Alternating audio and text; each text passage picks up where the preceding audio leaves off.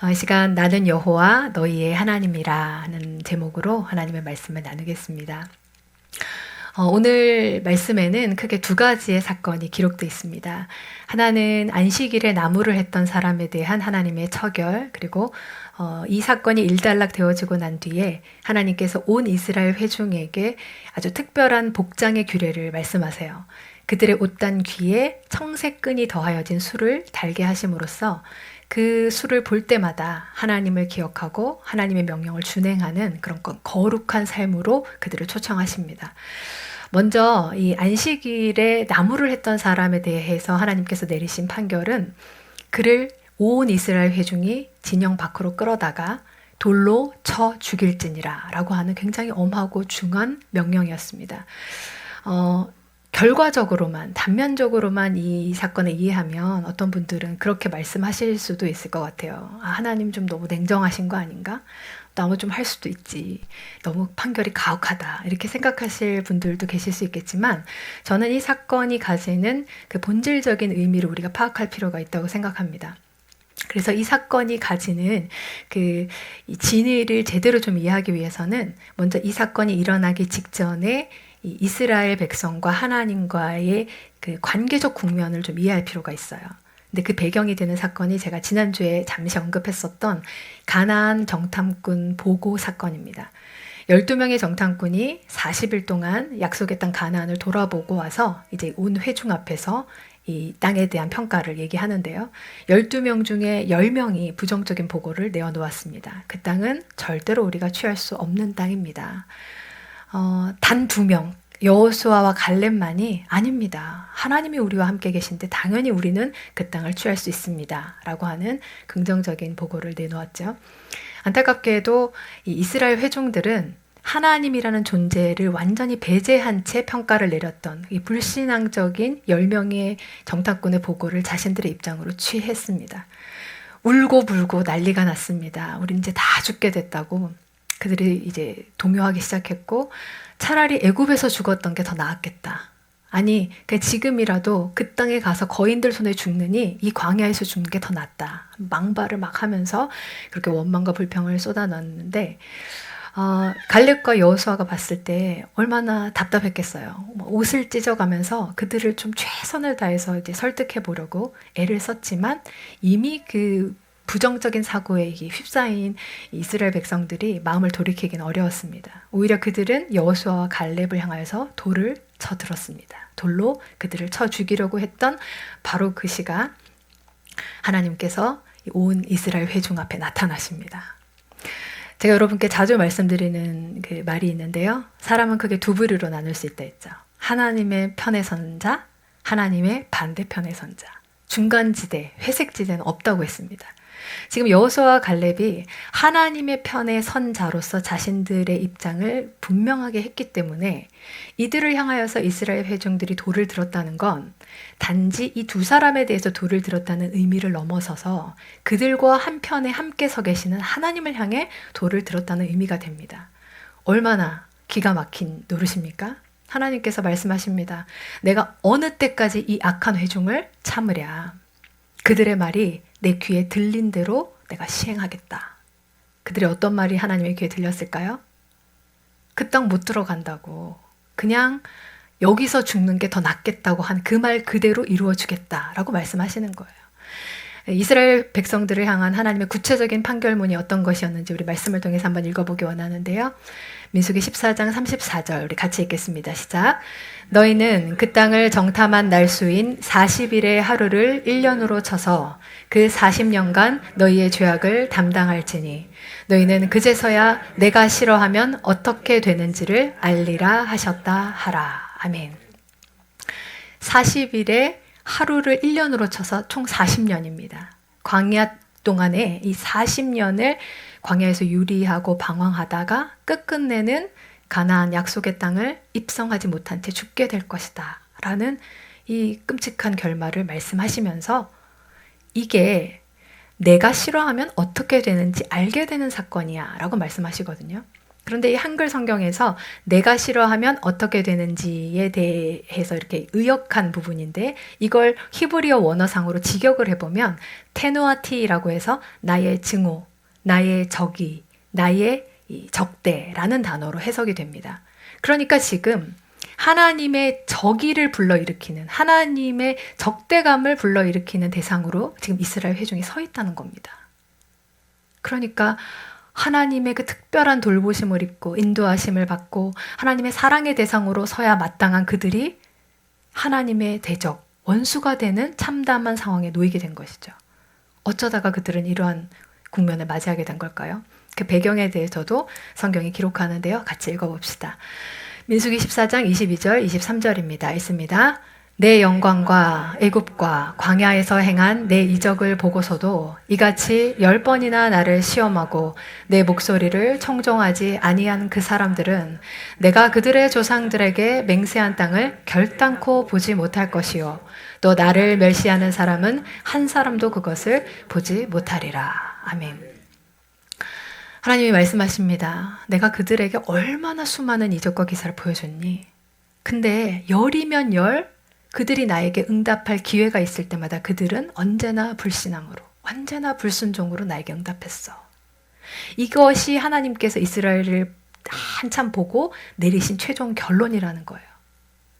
사실 뭐 우리가 시간 관계상 10번의 어떤 사건이 있었는지 다 일일이 찾아보긴 어렵겠지만 굵직굵직하게 기억나는 사건들이 있잖아요.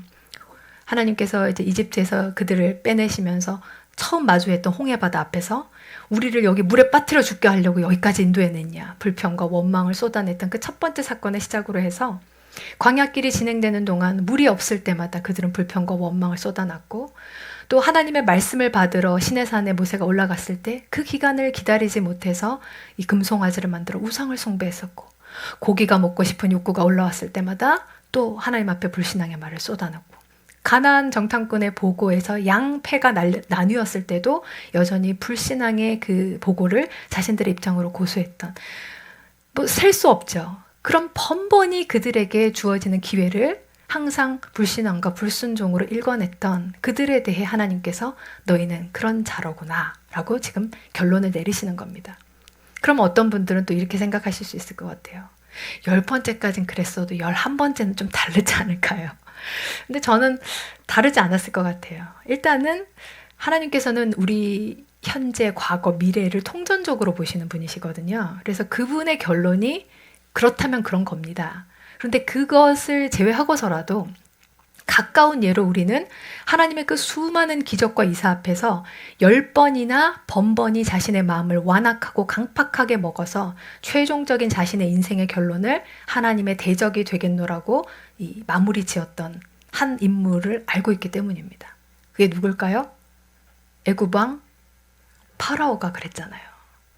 여러분, 저는 바로가 한두 가지 재앙 정도 맛보고 나서 아유, 이분은 나 상대가 안 되는 분이구나. 그냥 내가 빨리 순복하고 우리도 좀 그분의 백성으로 되는 게 좋겠다라고 현명한 판단을 내렸으면 얼마나 좋았을까 싶어요.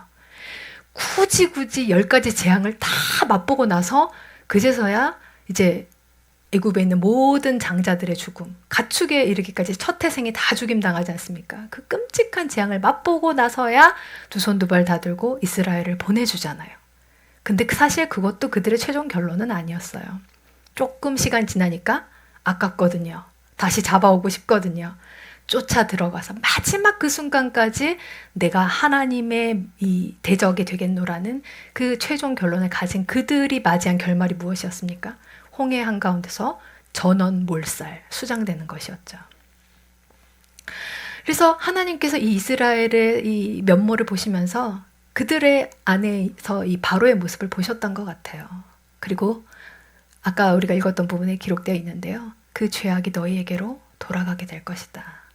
그들이 맞이하는 그 결론의 그 참담함을 이제 말씀하시는 것이죠. 이러한 배경 하에 오늘의 안식일에 나무하는 사람의 이야기가 일어나게 된 거예요. 사실 여러분, 안식일에 어떤 일을 하면 안 된다. 그날은 거룩하게 구별하게 하나님 앞에 나아가는 날이다라는 그 명령은 아주 초창기에서부터 나는 너희의 하나님이 될 것이고 너희는 내 백성이 되리라 라고 하는 이 언약의 관계가 시작되는 그 초창기서부터 이 이스라엘 백성들에게 너무나 분명하게 제시된 명령이었거든요. 출애굽기 31장 14절 15절 말씀입니다. 같이 있습니다. 너희는 안식일을 지킬지니 이는 너희에게 거룩한 날이 됨이니라. 그날을 더럽히는 자는 모두 죽일지며 그날에 일하는 자는 모두 그 백성 중에서 그 생명이 끊어지리라. 엿새 동안은 일할 것이나 일곱째 날은 큰 안식일이니 여호와께 거룩한 것이라. 안식일에 일하는 자는 누구든지 반드시 죽일지니라. 너무나 명백하게 몰랐어요. 저 그거 못 들었는데요. 할 수 없는 하나님께서 그 이스라엘 백성에게 주시는 그 명령과 규례들 중에서도 아주 우선순위에 자리 잡고 있는 것이 이 안식일의 규례였습니다. 그러니까 이 안식일에 나무한 사람은 그걸 모르고 지은 죄가 아니라는 거예요. 하나님께서 이렇게 강하게 명령하셨음에도 왜 그 명령이 이렇게 가벼이 여겨질 수 있었던가? 아까 앞에서도 우리가 나눴지만 가나안 정탐꾼의 보고를 듣고 반응한 이스라엘의 그 반응을 보면 알잖아요. 그들이 얼마나 하나님의 존재를 무시했던가. 하나님의 명령을 얼마나 경홀히 여겼던가. 그러니까 분명한 명령이 들려졌는데도 그것을 가볍게 무시하고 죄를 범할 수 있는 것이죠. 한 가지 더 덧붙이자면요. 심지어 이 오늘의 본문이 기록되기 바로 앞에는 어떤 내용이 기록되어 있냐면요. 하나님께서 이것을 얘기하세요. 자, 너희들 모르고 부지중에 실수로 죄를 범할 수 있잖아. 그때 너희가 속죄함을 받는 길을 알려줄게. 속죄제에 대한 규례를 하나님 말씀하세요. 그리고 나서 이어지는 9절. 오늘 본문의 바로 앞부분에 적혀있는 부분이 그런데 고의로 너희의 의지를 다해서 너희가 일부러 죄를 범하면 그 일에 대해서는 사함이 없다라는 구절이 나오게 됩니다. 이 말씀도 우리 같이 한번 읽어보겠습니다. 민수기 15장 30절 31절입니다. 읽습니다. 본토인이든지 타국인이든지 고의로 무엇을 범하면 누구나 여호와를 비방하는 자니 그의 백성 중에서 끊어질 것이라. 그런 사람은 여호와의 말씀을 멸시하고 그의 명령을 파괴하였은즉 그의 죄악이 자기에게로 돌아가서 온전히 끊어지리라. 아멘. 이제 변명할 여지가 없어요. 안식일에 나무할 수도 있지라고 말할 수 있는 상황이 아닌 거예요. 의지를 가지고 몇 차례나 거듭되는 하나님의 명령 앞에서 아니요, 난 당신의 존재를 받아들이고 싶지 않아요. 난 당신의 명령을 듣고 싶지 않아요 라고 자신의 입장을 하나님의 대적자로 세우겠노라는 결연한 의지를 보인 그 당사자에게 하나님은 이스라엘 공동체적인 심판을 명하십니다. 그냥 그 사람을 죽이는 것으로 끝나는 것이 아니라 다 모여서 너희의 손에 돌을 들고 그 사람이 돌무덤이 되도록 이 공동체 앞에서 이 명백한 심판의 이 장면을 연출하시거든요. 그것은 무슨 말일까요, 여러분? 아까 우리가 읽었던 그 구절 중에 이런 말이 있었죠. 자기의 죄악을 그가 담당할지라. 그 죄악이 자기에게로 돌아갈지라. 우리가 이렇게 해석할 수 있어야 해요. 죄가 있고 그래서 그 죄 때문에 하나님 화가 나서 진노하셔서 죄에 합당한 벌을 내리시는 이런 구조가 아니라 했습니다. 죄는 원어상으로 하마르티아라고 제가 말씀드렸어요. 하마르티아라는 이 죄의 원어의 의미는 관역이 이렇게 있으면 그 관역을 향하여서 활시위가 정조준돼서 쏘아지는 그 날아가는 상태여야 하는데 거기서 완전히 빗나간 관역이 아닌 엉뚱한 방향으로 날아가는 상태를 하마르티아라고 말한다고 했습니다. 그러면 인간의 존재에 있어서 우리의 존재의 목적, 우리의 가치, 이유, 그리고 우리가 인간이란 존재로서 살아가지는 원리 자체가 영이신 우리의 하나님의 형상을 빼다 박은 영적인 존재로서 영으로서 그 하나님과 소통하고 호흡하고 교제함으로 그분으로부터 생명의 공급원을 공급받는 그러한 존재로 지어졌는데 지금 그 모습에서 완전히 벗어나게 됐다는 거예요. 그러면 그 모습 자체가 결국 죄이기 때문에 죄 있고 벌이 따로 있는 게 아니라 그렇게 포도나무 가지가 포도나무에서 떨어지면 그 즉시 죽음의 길로 가게 되는 것처럼 그 죄라는 상태 자체가 이꼴 곧 죽음이요 멸망이라는 말입니다. 그러니까 지금 뭐 하나님의 비위를 거스르고 하나님 화나게 하고 이런 문제가 아니라 너희가 나의 반대편에 서는 그 시작부터가 너희의 죽음이요 멸망의 출발점이라고 말씀하시는 거예요. 그러면서 이스라엘 온 회중에게 말씀하십니다. 얘들아, 이 돌을 든 오늘의 사건을 꼭 기억해. 살다 보면 하나님 말 안 듣고 싶은 순간이 찾아올 거야. 내 눈에 보이기에 이게 더 좋은 것 같은데 하나님 명령 무시하고 싶을 때가 찾아올 수 있어. 그때마다 오늘의 사건을 기억해라. 멸망의 길로, 죽음의 길로 너희의 인생의 운명을 끌고 가려는 우매하고 어리석은 너희의 자아가 솟구쳐 오를 때마다 그 자아를 향하여서 너희의 영혼의 돌을 들어 그 자아를 죽일 수 있어야 한다. 그게 너희의 살 길이다. 나 여호와 너희의 하나님은 너를 생명의 길로, 회복의 길로, 풍성한 영광의 길로 인도하기 원하는 이니 나를 믿고 나의 반대편에 서는, 나의 대적자로 서는 그 삶에서 떨어져야 한다. 그것을 온 공동체적으로 가시적이고 명시적인 교훈의 사건으로 지금 이 사건을 삼으신 겁니다. 이제 이후에 일어나는 그 사건은 바로 이 일이 일단락되고 온 이스라엘 백성에게 옷에 대한 규례를 말씀하세요.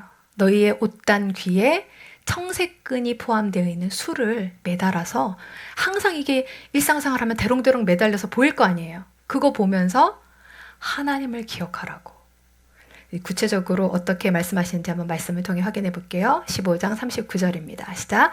이 술은 너희가 보고 여호와의 모든 계명을 기억하여 준행하고 너희를 방종하게 하는 자신의 마음과 눈의 욕심을 따라 음행하지 않게 하기 위함이라. 아멘.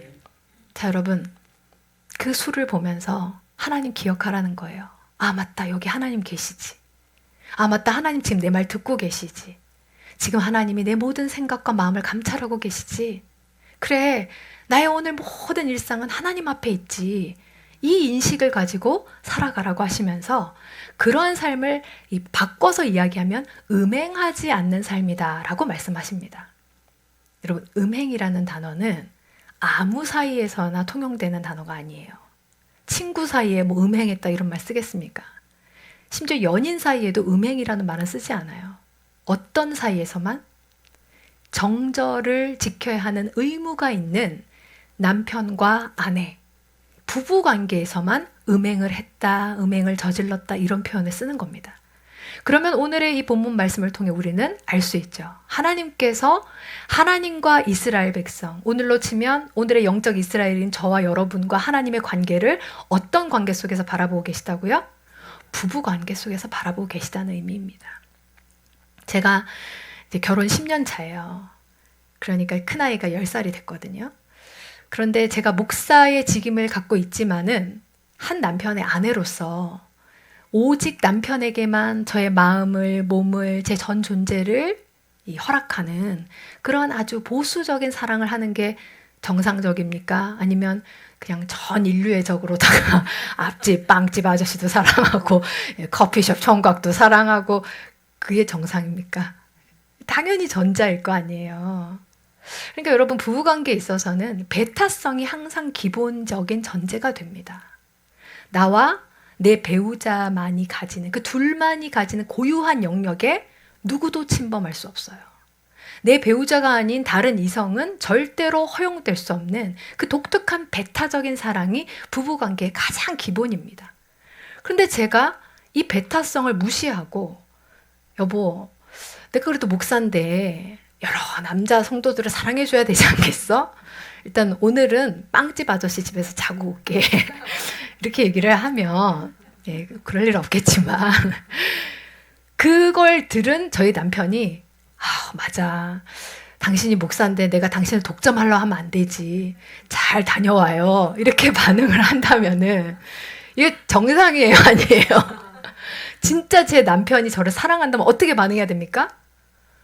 불타는 진노와 분노로 질투의 화신이 되어야 되는 거 아니에요? 하나님이 이스라엘에게 그렇게 말씀하셨어요. 나는 여호와 질투하는 하나님이다. 그 얘기는 이스라엘이라는 존재가 하나님에게 있어서 그 누구와도 대체 불가한 유일무이한 독보적인 와이프의 자리로 떡하니 사랑의 대상으로 자리매김하고 있다는 것을 말씀하시는 거 아니겠어요? 그러니까 내가 너희를 그렇게 대우하는 것처럼 너도 나를 한 지아 비만을 섬기는 정결한 신부로 대우해다오. 이거 무리한 부탁인가요? 여러분, 여보, 내가 당신을 안 사랑하는 게 아니고 당신도 사랑하고 빵집 아저씨도 좋다는 거야. 이 말은 남편 사랑한다는 얘기예요? 안 사랑한다는 얘기예요? 하나님도 사랑하고 세상도 사랑하고, 이거 하나님 사랑하는 거예요? 아니에요. 하나님께서 우리에게 이 배타적인 사랑을 부부 관계이기 때문에 당연하게 요구하시면서, 그런데 여기에서 자꾸만 마음이 이렇게 딴 데로 눈이 가게 되는, 오늘 본문에서는 방종이고 음행이다고 표현한 그런 일이 일어나게 되는 그 첫 출발점에 대해서 뭐라고 얘기하셨냐면, 너희의 마음과 눈의 욕심을 따라 라고 기록하고 계세요. 그러니까 우리의 마음과 눈의 문제에서부터 이 하나님 앞에서 음행하는, 하나님을 멸시하고 무시하고 하나님의 반대편에서는 대적으로서 죄를 짓는 이 일이 일어나는데, 이렇게 생각해 보시면 될 것 같아요. 우리 보통 이 사춘기에 해당하는 남자아이들, 요즘은 여자아이들도 많이 본다 하긴 하던데요. 남자아이들이 야한 동영상을 많이 본다고 하더라고요. 궁금하겠죠. 네. 혈기왕성하고 또 이제 사춘기의 시기에 맞게 그렇게 이제 좀 궁금할 거 아니에요. 근데 걔네들이 아무리 그렇다 할지라도, 성적인 욕구와 호기심이 강하게 올라온다 할지라도 걔네가 그걸 담임 선생님 앞에서 틀진 않거든요. 부모님 앞에서 그 영상을 보진 않아요. 걔네들은 항상 혼자 있다고 느껴질 때, 방에서 문을 잠궜을 때, 아무도 없다고 느낄 때 그걸 틀잖아요. 근데 그걸 틀려고 할 때 갑자기 하나님이 영안을 확 열어주셔서 내 앞에 있는 하나님의 존재가 보이게 된다면 플레이할 수 있겠습니까? 그겁니다. 내가 남편 두고 바람 피면 안 되는데, 내가 하나님 이렇게 사랑한다 하면서 이렇게 세상적으로 자꾸 넘어지면 안 되는데, 이건 너무 소극적인 태도예요. 보다 적극적으로, 근본적으로 이 죄를 없애려면 남편을 사랑하면 됩니다. 앉으나 서나 남편 생각, 그냥 남편이라는 그 실존 자체가 내 삶에 온전히 누려지면, 하나님이라는 그분의 임재가 내 마음 가운데 너무나 실제적으로 누려지면, 죄와 공존할 수 없는 하나님께서 이미 내 모든 영역을 장악하고 계시기에 죄의 문제가 멀리 떠나가게 되는 것, 이것이 거룩의 원리인 것이죠. 그래서 우리 하나님께서 우리를 그렇게 귀한 신부로, 마치 죄 한 번도 안 지은 사람을 대하듯이 그렇게 인격적으로 사랑하고 존중하며, 넌 나의 귀한 아내다, 그렇게 대접하시면서, 근데 너도 나 좀 남편 대접 좀 해, 그렇게 얘기하시면서 바라시는 것이 거룩이라는 모습인데요. 우리 말씀도 같이 읽어봅시다. 민수기 15장 40절입니다. 시작. 그리하여 너희가 내 모든 계명을 기억하고 행하면 너희의 하나님 앞에 거룩하리라. 예. 근데 여러분, 거룩을 말씀하시는 이 하나님의 말씀이요, 항상 전제가 있어요. 내가 거룩하니 너희도 거룩하라. 내가 완전하니 너희도 완전하라. 항상 이렇게 얘기하시거든요.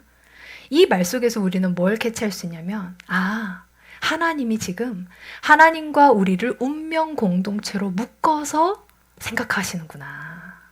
왜요? 부부는 일심동체니까. 그러니까 하나님이 거룩하시니까 그런 거룩하신 하나님의 아내답게 대통령하고 결혼하면 뭐가 돼요? 영부인이 되잖아요. 그러한 모습으로 우리를 이끌어 가시는데, 이걸 또 이렇게 해석하시진 않았으면 좋겠어요. 그래, 남편 얼굴에 먹칠하면 안 되지, 내가 어쩌든지 거룩하게 착하게 살아야지, 이러면은 또 우리의 신앙생활이 또 무거운 멍해가 돼버려요. 딱딱하고 경직된 종교생활로 전락하고 맙니다. 근데 저는 이거를 이렇게 좀 이해하셨으면 좋겠어요. 너무 좋은 남편을 만나면 이 사랑받는 그 아내는 그 행복의 아우라가 있잖아요. 저한테 그게 좀 느껴지지 않으세요? 예, 물론 이제 저희 육신의 남편도 좋은 사람이지만 저는 제가 이 제 참 신랑 되시는 주님의 그 사랑을 받으면서 제 자존이 엄청 올라간 것 같아요. 어디 밖에 나가서 다 저를 좋아라만 하겠습니까? 뭐 저를 시기하기도 하고 미워하기도 하고 험담하기도 하고 뭐 억울한 일 당할 때도 있죠. 그런데 제가 거기에 별로 흔들림이 없어요. 왜냐하면 나 집에서 남편한테 사랑받는 여잔데 하는 그 자존이 저에게 있거든요. 하나님 언제나 나에게 보물 같은 내 보배로운 존귀한 항상 그렇게 저를 귀하게 여겨주시는 남편 사랑받는 아내로 살아간다는 게 저는 이런 거구나 하는 것을 제 일상 가운데서 느끼는 것 같아요.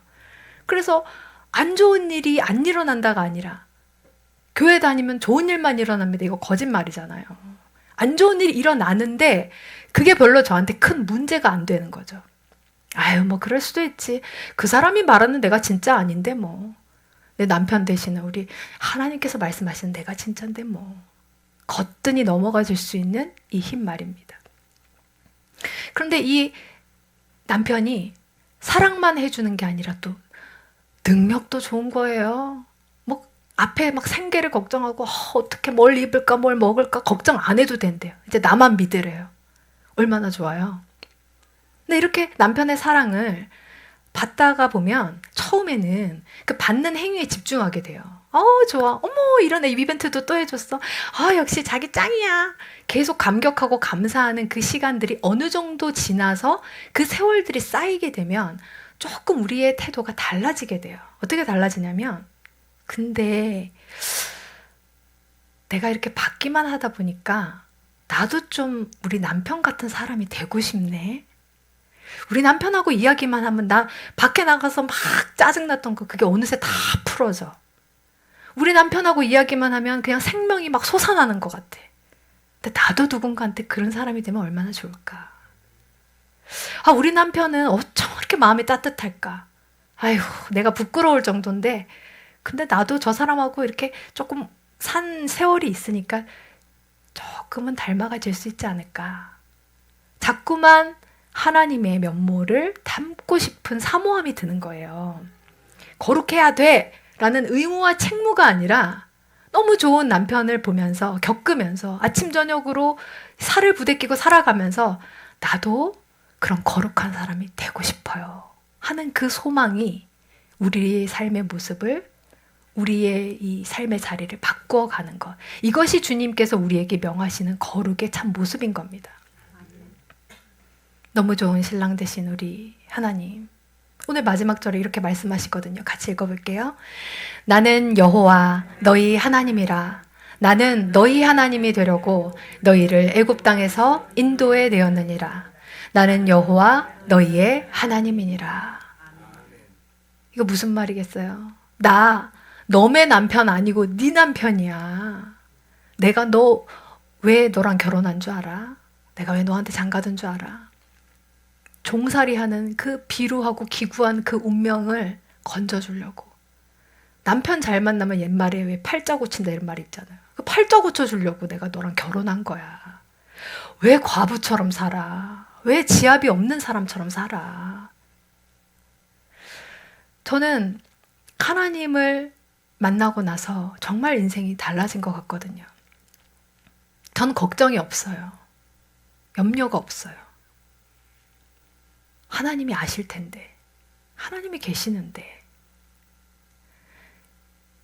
거룩을 말씀하시는 이 하나님의 말씀 앞에서 저는 여러분이 해내야 되는 종교인의 의무와 책무로 이 하나님의 본심을 오해하지 않으시기 바랍니다. 이스라엘 백성들에게 그들은 이집트의 종이었지만 우리는 죄의 종이었잖아요. 죄의 종되었기 때문에 우리가 달려갈 그 길은 멸망이 이미 확보되어 있는 사람들이었잖아요. 근데 그거를 볼 수 없어서 나 네 남편이야. 이제 사랑으로, 그런데 무능한 사랑이 아니라 전능한 사랑으로 네 인생에 진짜 행복한 아내의 삶이 어떤 건지 보여줄 그러한 이 행복한 부부 생활을 한번 소망하면서 나 믿어봐. 나 믿고 따라와봐. 내 말에 한번 좀 따라와 줘봐 라고 말씀하시는 그 하나님 앞에 우리가 예 주님, 저 주님 믿어보고 싶어요. 주님 말씀에 제가 이해되지 않아도 저 그렇게 순종함으로 한번 나가보고 싶어요. 그렇게 반응하셔서 여러분의 온 삶의 지경에 모든 시간과 공간 속에 우리의 가장 좋으신 최고의 배우자 되시는 이 하나님의 실제가 충만하게 누려지시기를, 그래야 하나님의 아내다운 거룩한 품격이 여러분의 삶 가운데 충만하게 세워지시기를 주의 이름으로 간절히 축원합니다. 지금은 우리 주 예수 그리스도의 은혜와 아버지 하나님의 극진하신 사랑과 보혜사 성령의 충만 교통 역사하심이 이곳에 나와 이제 나의 참신랑 되시는 하나님을 바라보며 그 주님의 임재를 실제로 매일의 삶 가운데 누리기 원합니다. 소망하고 결단하는 주의 백성들 머리 위에 지금부터 영원토록 함께 계시기를 간절히 축원하옵나이다. 아멘.